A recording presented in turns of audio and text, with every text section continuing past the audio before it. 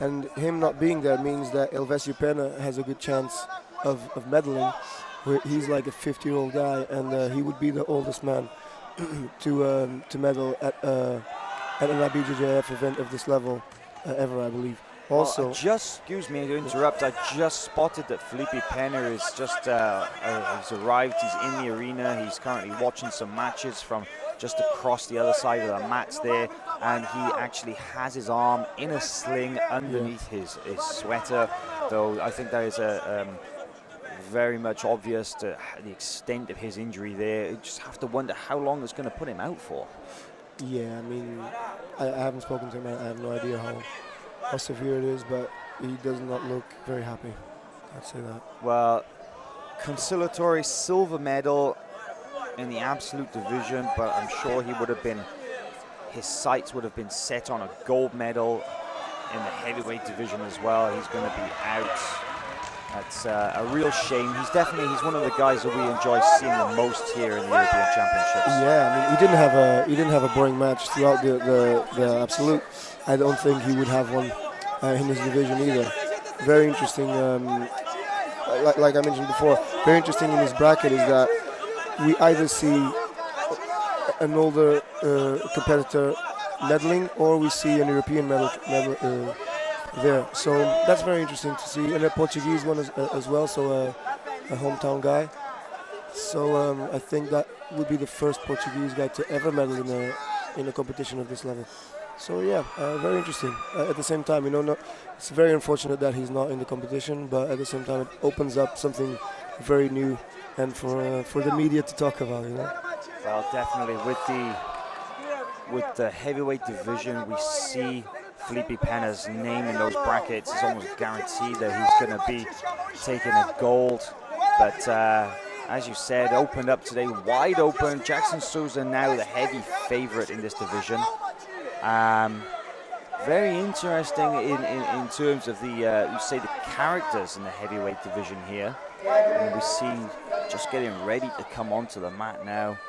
A fighter who had a great run yesterday, Nelton Pontes, and we also got Elvesio Pena, the 50-year-old plus black belt from Rio de Janeiro, Brazil, also getting ready.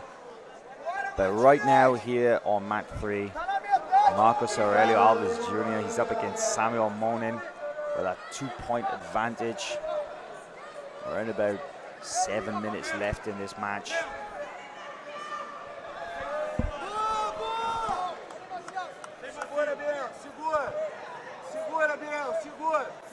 Acabou, vai ficar aí, 5,5. Acabou, vai ficar aí. Não se entrega, Matias! Acabou, vai ficar aí. Vai sim, conversa. Pace slowing down a little bit here at the European IBJJF Championships in this heavyweight match. And this is something we see quite often, is that with competitors, when they get that point advantage, they usually they lock down the match until a point where they feel comfortable to open up. Yeah, particularly with the heavier guys.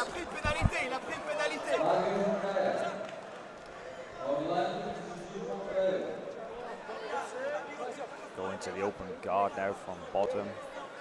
Samuel Monin looking for that deli with a back take.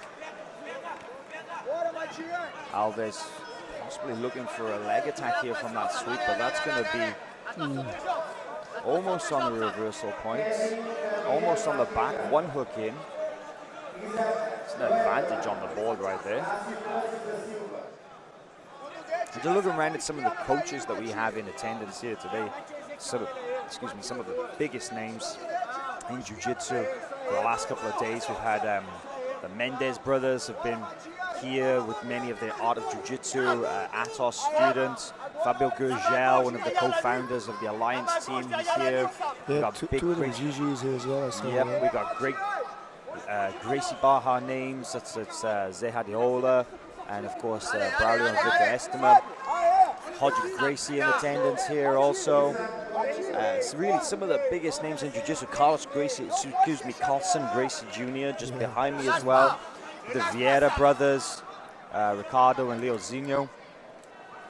just absolutely no shortage of just huge names from Jiu-Jitsu here in Lisbon this weekend. Yeah, very interesting to see everybody really embracing the European Open now as one of the top competitions of the IBJJF calendar. Well, that's absolutely right. With over 3,500 competitors here in Lisbon this weekend, over 70 countries represented on the mats throughout this 5-day tournament, the Europeans has now officially become the biggest Jiu-Jitsu tournament in the world. Now actually larger than the World Championships or the Pan Ams or those large tournaments that we get in the States. We talked about it, the various countries that are maybe easier to get a visa to travel within Europe and to visit Portugal, and many Brazilian fighters who we don't often see